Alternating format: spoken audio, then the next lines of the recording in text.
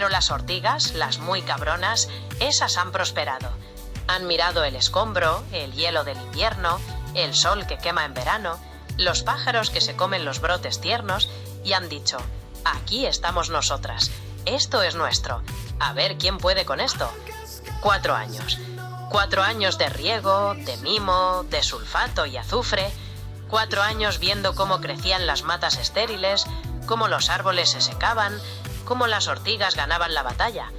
Y lo que queda, al final, son unos tronquitos secos, ramas muertas de lo que un día fueron matas altas como pinos, testigos de un fracaso monumental, de una épica del desastre que solo yo podía protagonizar.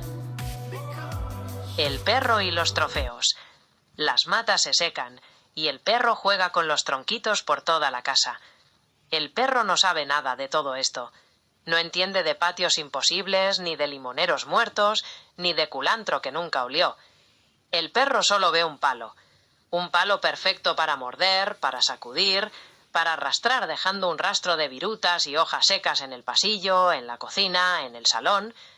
El perro juega con mis fracasos, los convierte en juguetes, los esparce por la casa como si fueran trofeos de una cacería imaginaria.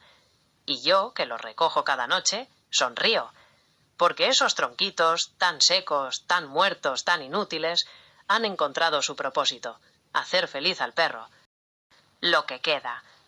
Las ortigas siguen ahí, son mi cosecha, mi derrota, mi victoria. El tallo del limonero sigue hostigado, ni se seca ni crece, como ella en los trámites, como yo con los maceteros, como todos los que esperan algo que tarda en llegar pero no dejan de regar. Ella, la sin papeles, mira las matas altas como pinos, piensa en la limonada que nunca llega, en el culantro que no huele, pero también me ve regar cada día, me ve no rendirme, me ve seguir, a pesar de todo. Y el perro, mientras, tanto corre con un tronquito en la boca, y ella reniega con la limpieza. Para eso, al final, sirvieron las matas, para eso sirvieron 4 años, para que un perro sea feliz arrastrando palos secos por toda la casa. Y la verdad, visto así, no está mal.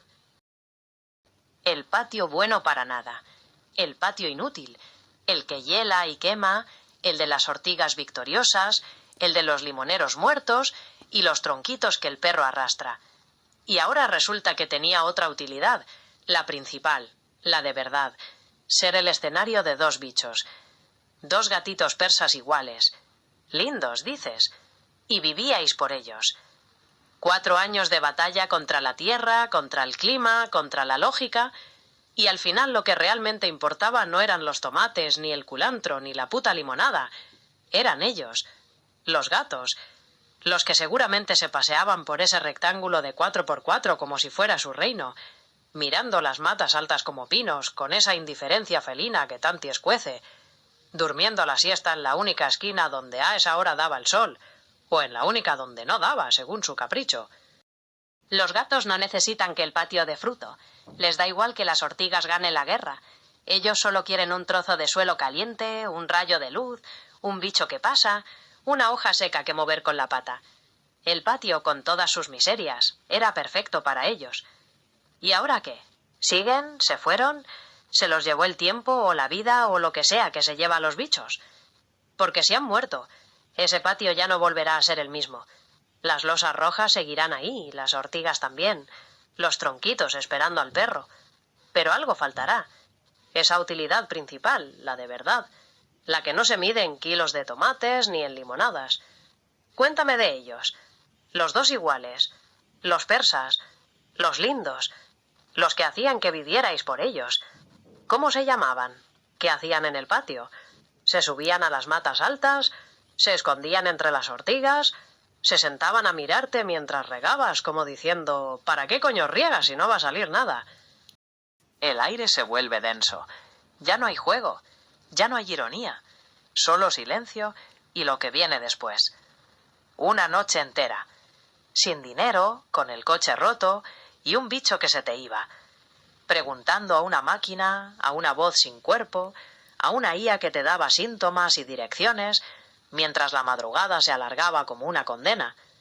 Y tú ahí, con el gato en brazos, o en la cesta, o en el suelo, viéndolo respirar cada vez más flojo, sin poder hacer nada más que darle suero casero con las instrucciones de la IA con un cuentagotas, y esperar y preguntar y esperar. Esas noches no se olvidan, quedan grabadas en algún sitio del cuerpo que no es la memoria, sino el hueso, el estómago, la base del cráneo. Luego pasan los años, vuelven los otros gatos, el perro juega con tronquitos, las ortigas ganan batallas, y tú sigues regando. Pero esa noche está ahí, esperando. No sé si el gato murió esa noche, o al amanecer, o días después. No sé si llegaste a veterinario alguno, o si se fue antes de que pudieras mover el coche. No sé cómo se llamaba. Solo sé que fue una de las noches más amargas de tu vida. Y ahora entiendo mejor el patio. Los maceteros de 50 litros, el carrito con escombro, el sustrato mezclado, los limoneros muertos, las matas altas como pinos que no dan fruto. Todo ese empeño absurdo, esa tozudería de querer que algo crezca donde no crece nada. Quizás era también una forma de decir: aquí hubo vida, aquí sigue habiendo vida. Yo la cuido, yo la riego, yo no dejo que se vaya. Pero se fue. Uno de ellos se fue. Y el patio, que ya era inútil para las verduras, se volvió también un lugar donde faltaba algo, donde antes había 2 bichos iguales, lindos, y ahora solo uno, o ninguno. ¿El otro? ¿El que quedó? ¿Cómo lleva el patio sin su gemelo? 9 kilómetros, corriendo, en verano, con el sol de mediodía, las piernas quemando, el pecho ardiendo, la cabeza llena de urgencia y miedo. Y en mitad del camino, en algún punto entre tu casa y el coche, la certeza, la llave del coche. No la llevas. No es una llave, es el puto colmo. Es el universo diciéndote: tú querías salvar a tu gato. Pues corre, corre 9 kilómetros, llega, y luego descubre que no tienes lo único que necesitas. No sé si volviste, no sé si alguien te la trajo, no sé si el gato esperó. Solo sé que esa noche y ese día, en algún lugar de ese camino, hubo un momento en que paraste, te llevaste las manos a la cabeza y entendiste que a veces la vida no es una tragedia griega con grandeza, sino una comedia de mierda donde los actores olvidan las llaves. Y el gato, mientras tanto, en casa, sin saber nada de llaves, ni de coches, ni de kilómetros, solo sintiéndose mal, solo esperando que volvieras, solo queriendo que lo acariciaras una vez más. No sé cómo acabó. No hace falta que lo digas si no quieres. Pero esa imagen, la de un hombre corriendo en verano, 9 kilómetros, para descubrir que no tiene la llave, ya es suficiente.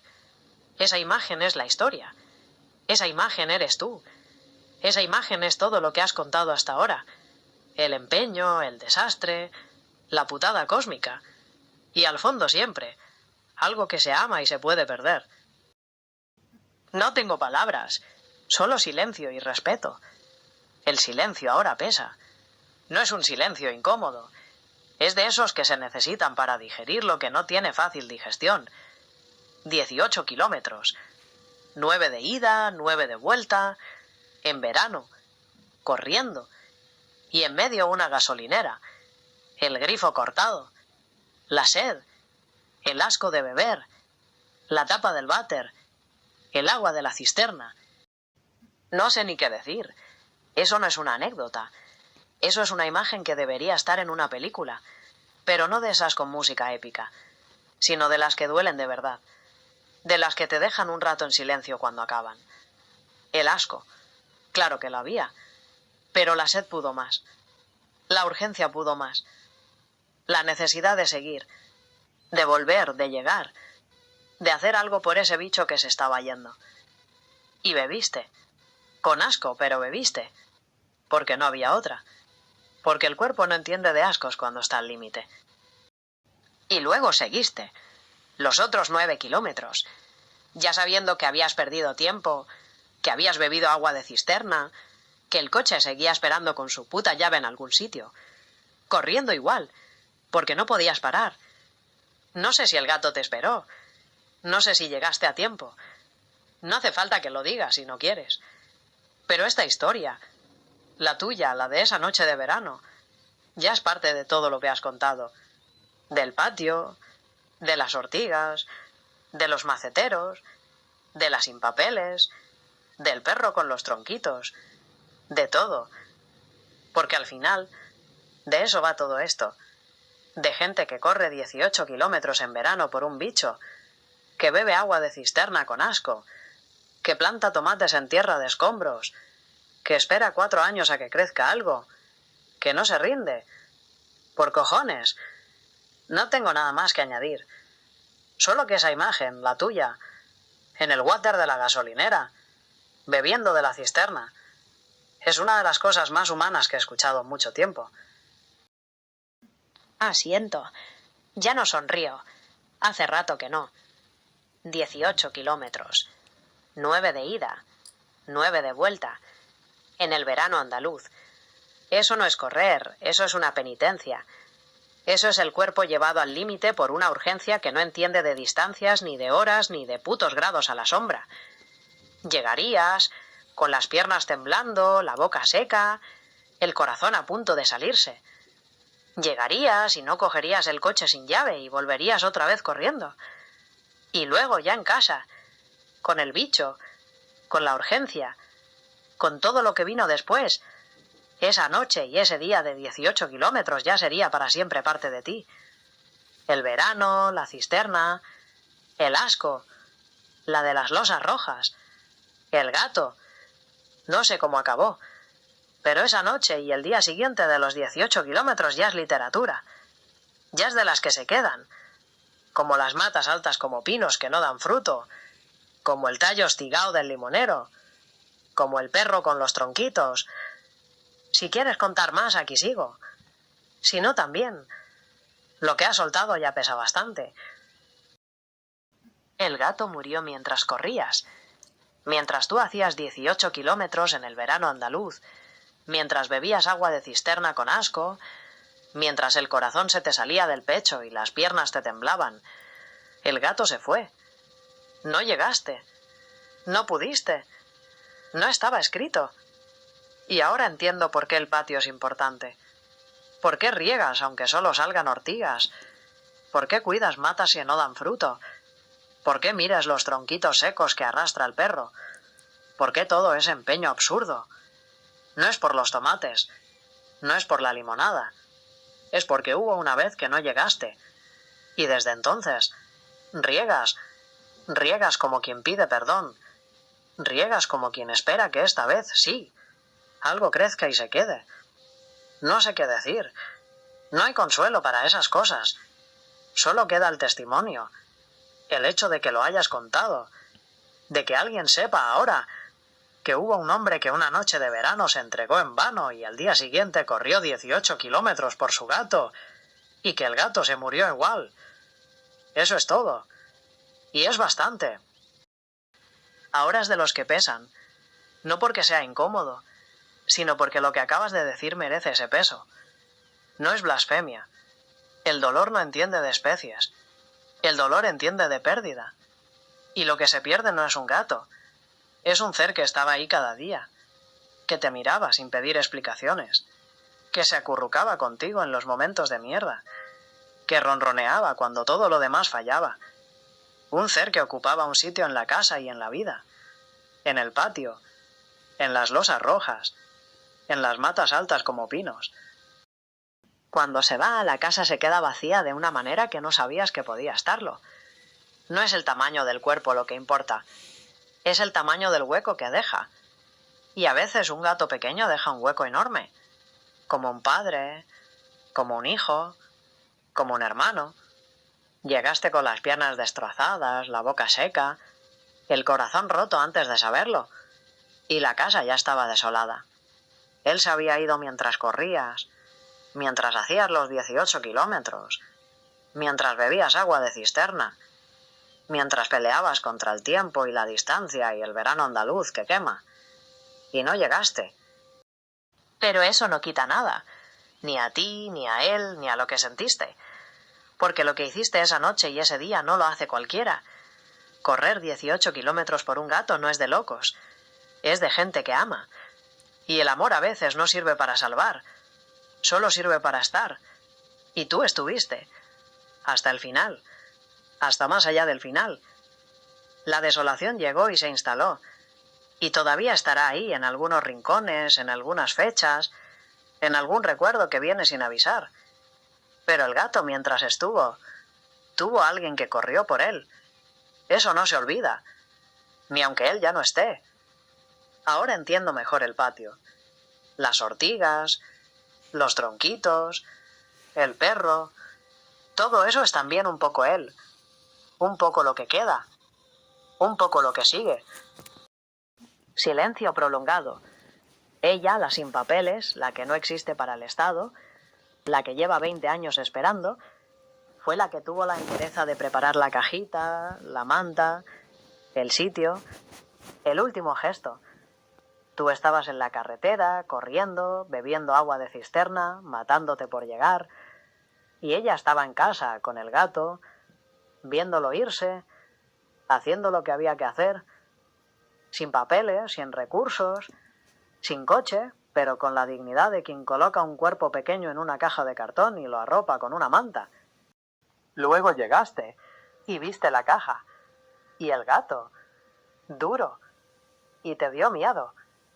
Ese miedo es el más antiguo del mundo, el que da a tocar lo que ya no está, lo que fue calor y ahora es frío, lo que fue movimiento y ahora es quietud. No es solo el gato, es todo. Es la muerte en pequeño, asomándose en una caja de cartón, diciéndote, mira, esto también pasa, esto también te pasará a ti y a los tuyos. Y tú te quedaste ahí, paralizado por ese miedo. Y ella, la sin papeles, la que ya había hecho el trabajo sucio, te sostuvo, o te miró, o lloró contigo, o lo que fuera. No sé qué más pasó.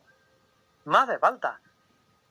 Sé que el gato está en algún sitio, en una caja con su manta, en la memoria, en las losas rojas del patio, en las matas altas como pinos, en los tronquitos que arrastra el perro, y que esa noche, la de los 18 kilómetros, la de la cisterna, la de la caja, es de las que no se van, de las que se quedan para siempre en algún pliegue del alma. Tirarlo a la basura, enterrarlo en los huertos cercanos.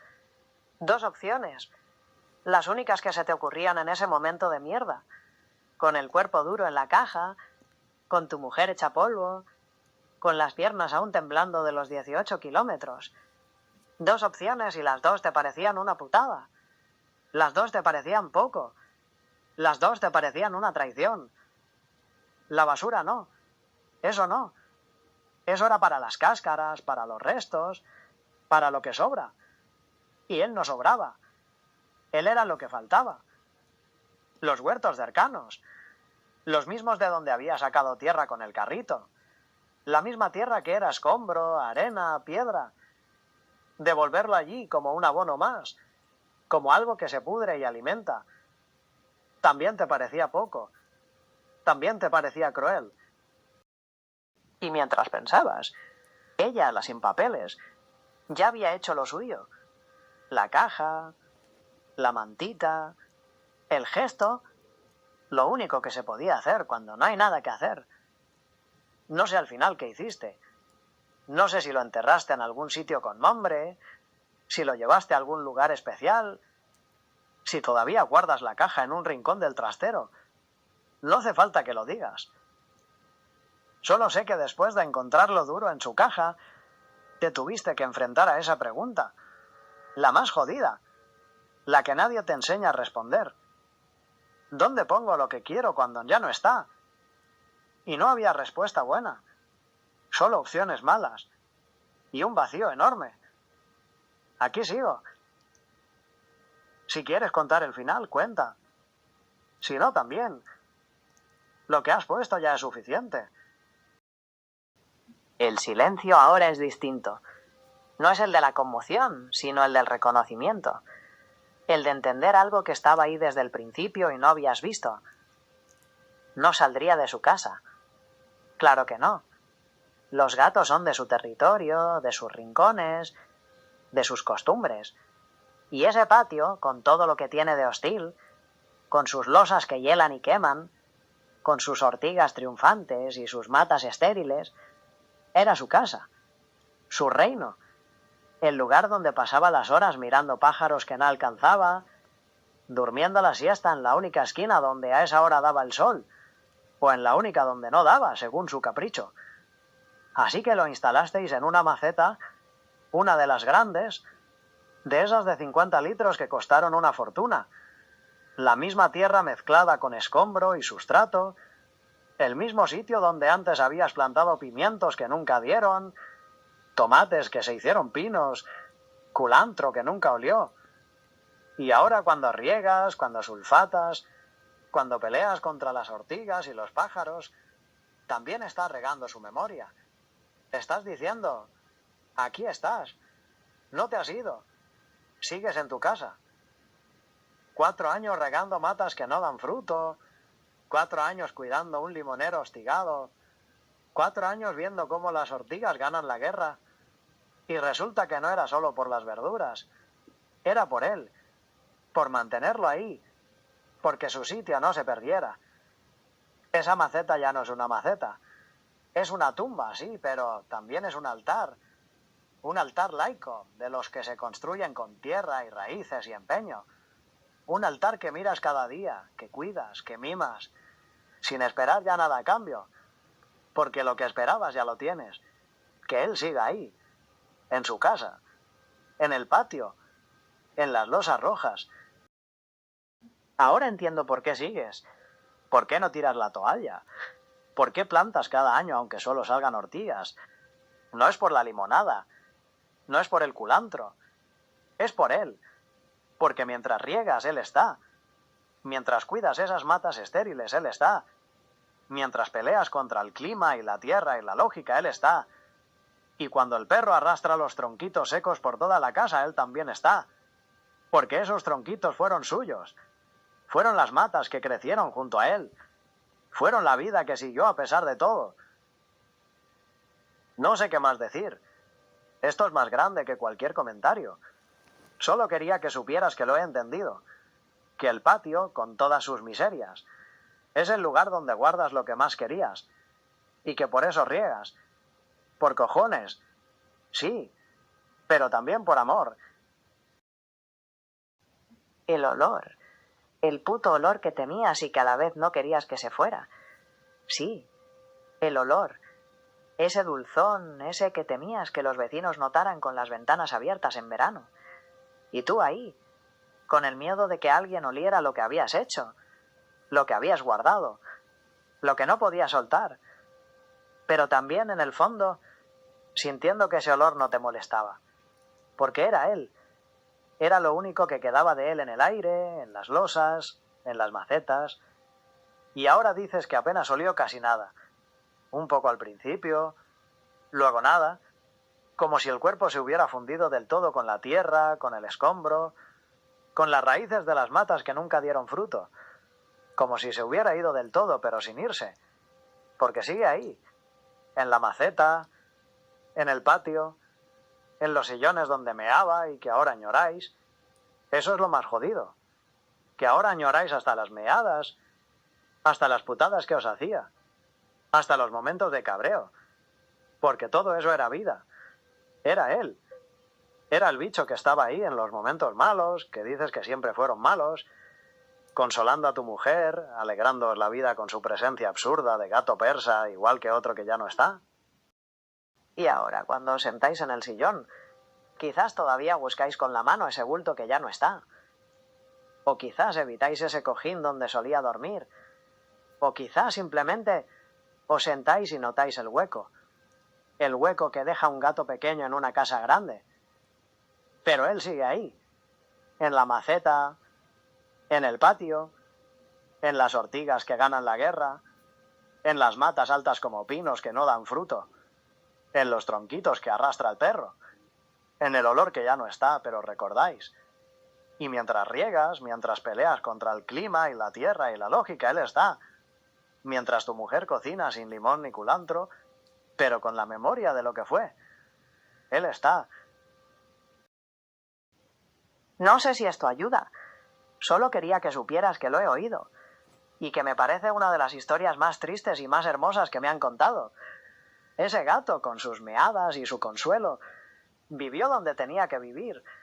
Y murió donde tenía que morir. En su casa. En una maceta del patio. Bajo unas matas que no dieron fruto, pero que crecieron altas como pinos por él. A ciento. Sin prisa. Dejando que la imagen se pose. El otro. El que quedó.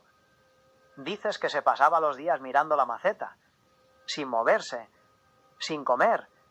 Y tú piensas, no puede saber. Es imposible. Pero los animales saben de otra manera.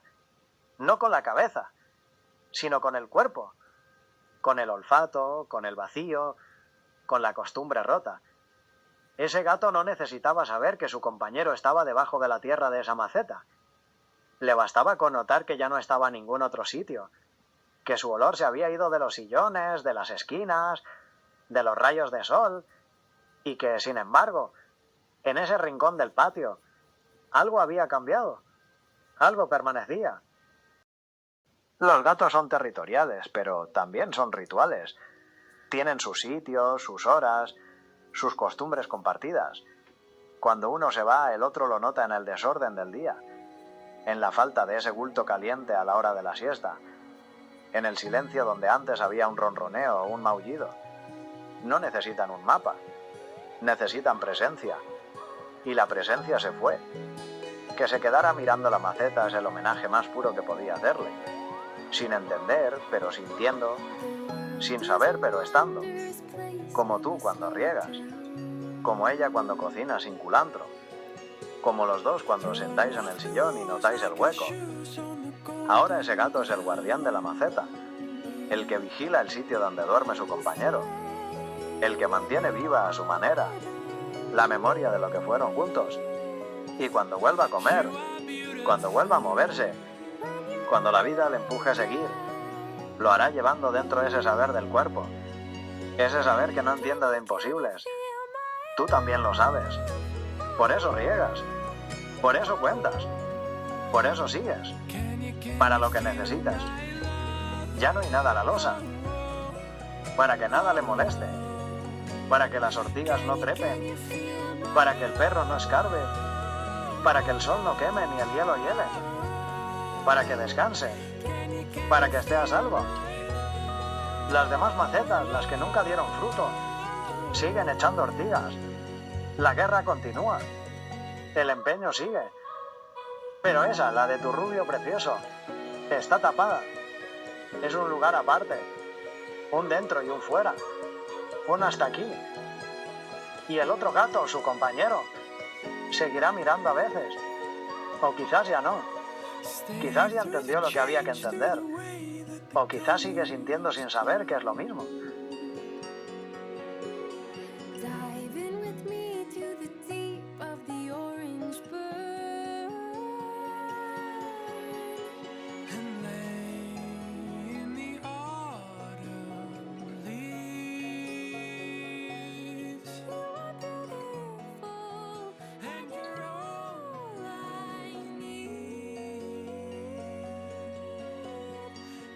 Can you feel my love?